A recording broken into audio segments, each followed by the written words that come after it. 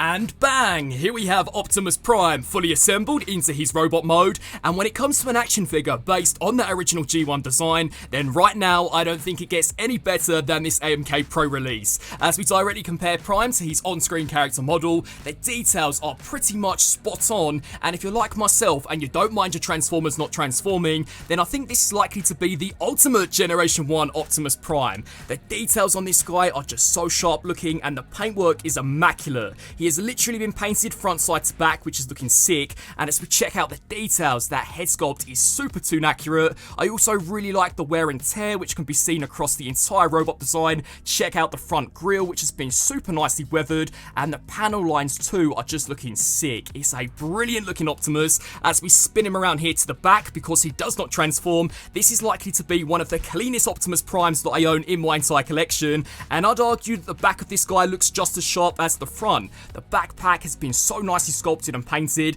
This guy looks even better than the official MP44, granted it doesn't transform, and it costs a fraction of the price. So a really amazing figure. I never thought Yolopark could produce anything better than their G1 Megatron. Well, I think this Optimus Prime may just be the clear winner out of all of the AMK releases. Now, checking out Prime's accessories, because this guy is an AMK Pro release, he includes a shed ton. So up first, we have easily the most iconic, the Ion Blaster, which has been super nicely sculpted and painted. There is then one Energon Battle Axe, and its integration is pretty much seamless, because much like in the show, it really gives you the impression that it has literally just popped out of the forearm, so this is a sick inclusion. And a really cool accessory would be Megatron, fully transformed into his original G1 Blaster mode, because every now and again Optimus Prime would use Megatron as his main firearms in the series, so detail wise this is looking brilliant, and I really like how all of the attachments can be detached, so you can simply have just a generic looking pistol.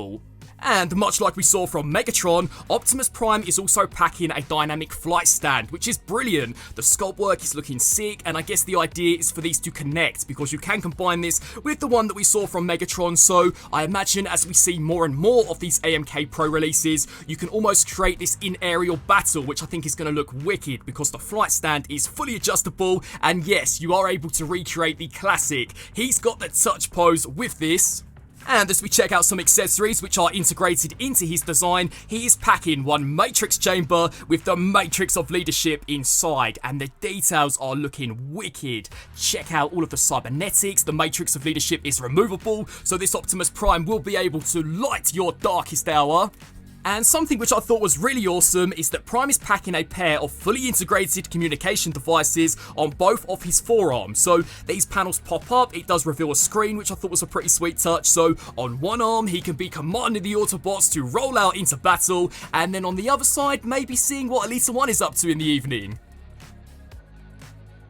Now, much like we saw from the AMK Pro Megatron, Optimus Prime also has LEDs integrated into his head sculpt, which is brilliant. This is a huge improvement, again, in comparison to some of the regular AMK products. So all you'll want to do is hover a magnet over the back, and bang! Optimus Prime is instantly brought to life, and those are some pretty sick looking blue LEDs. If you hover over a second time, then Prime's eyes begin flickering, so perhaps he has been damaged in battle. And if I was being a little greedy, you know, because this figure is being released to coincide with the whopping 40th anniversary, much like we saw from Megatron, it would have been awesome had this Optimus Prime also included some battle damage pieces to fully recreate that epic battle in the original 86 movie. I think that would have been super sweet, especially when you check out how this guy is assembled. Some of the pieces easily could have been swapped out, but to be fair, he does include quite a few accessories, and who knows, maybe we will see some battle damage pieces with a future release. And then if you hover it over a third and final time, Prime's eyes slowly begin to pulsate on and off. It is to you, old friend. I shall pass the matrix of leadership. And checking out Prime's engineering, I was really intrigued to compare the articulation between this figure to the likes of a regular Rise of the Beast release, because this guy is based on the original G1 series, so the overall design is a lot more blocky. I was wondering if they were still going to be able to make these guys as dynamic as some of their live action movie characters. Well, let's just say this Optimus Prime absolutely has the touch. So to begin with, both the head and the neck are on a ball and a hinge, so this can look up, it can look down, tilt side to side, rotate left to right. The shoulders move forwards and backwards with no problem. They will then kick out to the side, but check this out. Prime has a wicked butterfly joint, which literally allows you to recreate that epic scene in the 86 movie. There is then a super clean bicep cut, an amazing double jointed elbow. I mean, check out the range on that. The wrists are then ball jointed, and much like we saw from their most recent AMK series Rhinox, the index finger and the thumb are individually articulated, whereas the other three are conjoined. So again, you can get super dynamic with that. When it comes to the chest, this can rock side to side. It can then crunch forwards and backwards, although you are definitely going to want to utilize the extra ab crunch that we have kind of placed just above the skirt. So that allows for a much more dynamic range. The waist can then rotate all the way around with no problem at all, and I was really surprised to see just how segmented the skirt armor is. So we can take these pieces, hinge these here outwards. Now the front pieces are on ball joints, but they can also hinge out to the side, which I thought was brilliant. You can then come around here to the back and take the ass flap. This is conjoined, so both pieces will move together. That will then allow you to maximize the range out of the drop down hips. So you're going to want to begin shimmying these here down, which allows for a pretty awesome high kick. I mean, that is sick. There's then a brilliantly engineered double joint here at the knee. I mean, check out how seamless that is, and Prime quite literally can give you one hell of a knee to the face. That is awesome. The back kick too is surprisingly super impressive. They will then kick out to the side. There is a thigh swivel, and then as we come down here to the ankles, these can rock forwards, they can rock backwards, they can rock side to side, and then finally the diecast toe is also packing a tiny piece of pivot. So articulation wise, this guy is brilliant. As I mentioned, considering the design is quite chunky in comparison to some of the live action movie characters, I was wondering if he was going to be able to pull off all of the poses that we saw from the likes of the Rise of the Beast Optimus Prime, but I'd argue he's even more dynamic, especially as there is quite a lot of diecast integrated into the legs. He's super well grounded, so you can pull off even more poses with this guy than you could with some of those regular AMK products. But as you guys all know, to see what Optimus Prime is truly capable of, now let's put him through the pose test.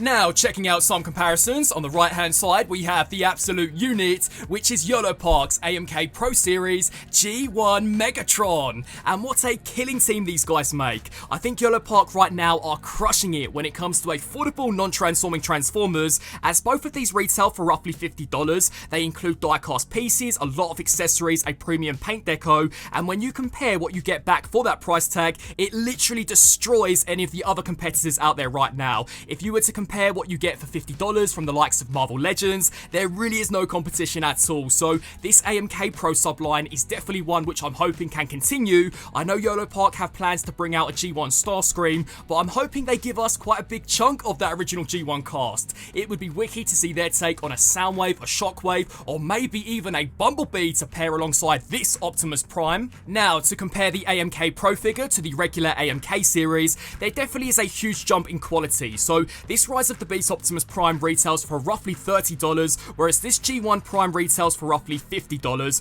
but I definitely think that extra $20 gets you a lot back. For example, this Prime is painted completely head to toe. This guy, with the exception of the silver, is mainly just molded plastic. There are so many more accessories included with this Prime. He's also got diecast integrated into his design, whereas this one was completely plastic. And let's not forget, he is also packing an LED feature in the head. So I think when you begin to compare pricing, it more than makes sense. You know, Yolopark right now are absolutely on fire, and not only would I love to see more from their AMK Pro series, but more from their regular AMK line. And to compare Prime alongside some Hasbro mainline Transformers, here we have the Studio Series Leader Class Grimlock. Now granted, Optimus may be slightly bigger than how he appeared in the show, but to be honest, I really don't mind the scale difference at all. You know, I've always been of the opinion that as long as Optimus Prime is taller than some of the regular Autobots, then it looks pretty decent in terms of a display. And you know, he was always a little shorter in comparison to Grimlock, so at least in my collection going forwards, I think this is going to be my definitive G1 Optimus Prime, which means at least until we see the release of that upcoming Studio Series 86 Commander class, the Earthrise Optimus Prime has been demoted. This guy will no longer be the centerpiece to my Generation 1 display, but he is still a banging figure, especially for one that can transform. For a few more, here we have the Studio Series 86 Voyager Class Ironhide, the Studio Series 86 Voyager Class Hot Rod, and I actually really like the scale here with the Earthrise Netflix Bumblebee.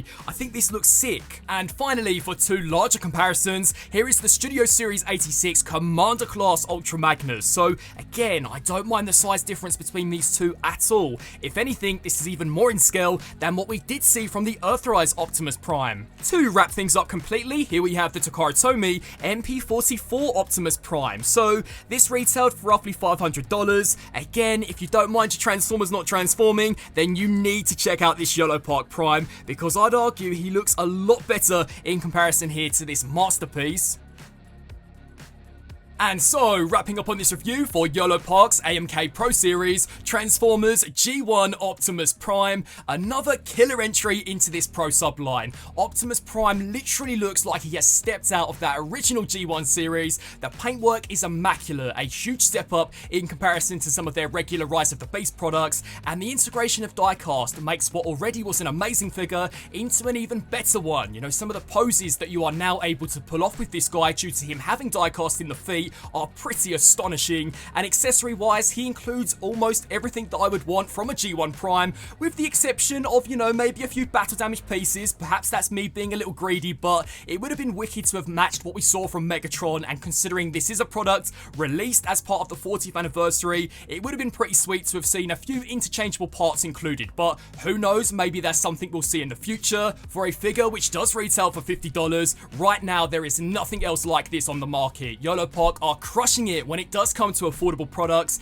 and if you're like myself and you don't mind your Transformers not transforming, then you definitely need to jump not only on this Optimus Prime but on Megatron, because these are easily two of the best versions of these characters that I have ever seen released. I would love to get your thoughts on both of these guys down in the comment section below, specifically Optimus Prime. If you are after picking this guy up for yourself, then be sure to check out the links down below. I want to thank you all so much for watching, and until my next review, transform and roll out!